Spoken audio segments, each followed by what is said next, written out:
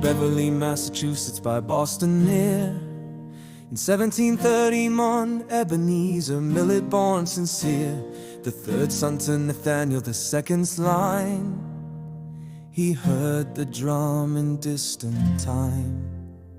At 18 years he chose the military corps, a guardsman proud in Britain's thrall. But war would carve its brutal brand. He was made a captain on Louisburg strand. With General Wolfe he sailed on Boscawen's tide to Cape Breton's wall, where the French did bide.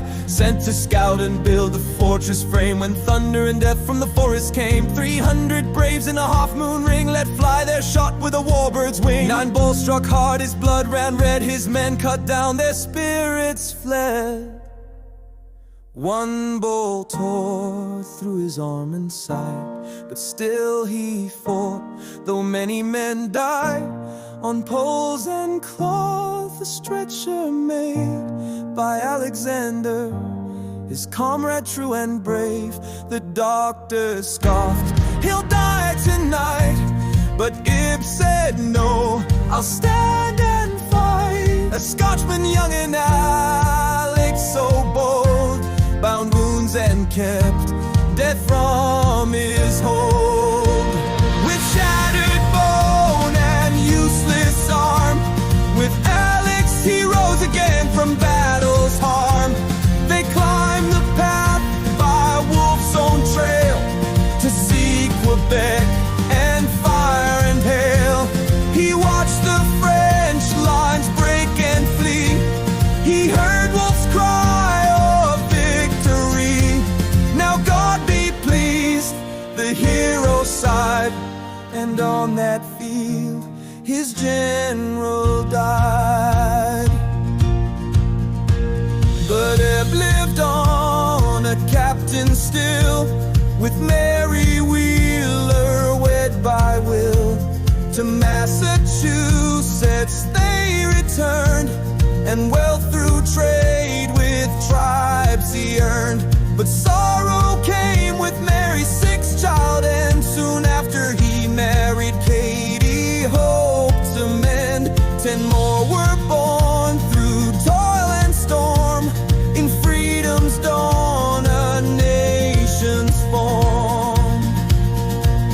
When Lexington's revolution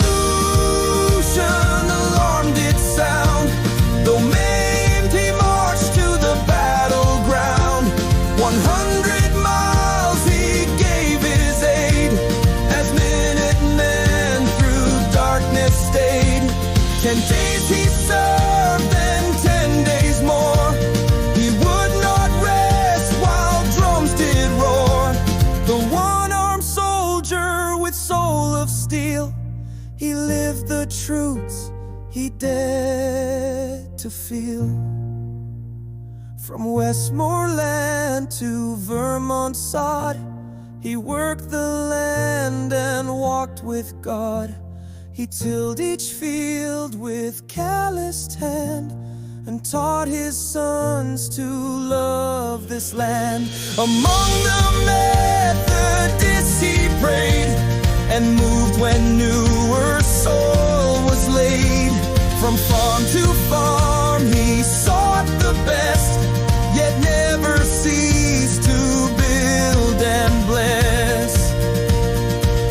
At 75 a stroke stopped his way, but what a life he'd carved from clay.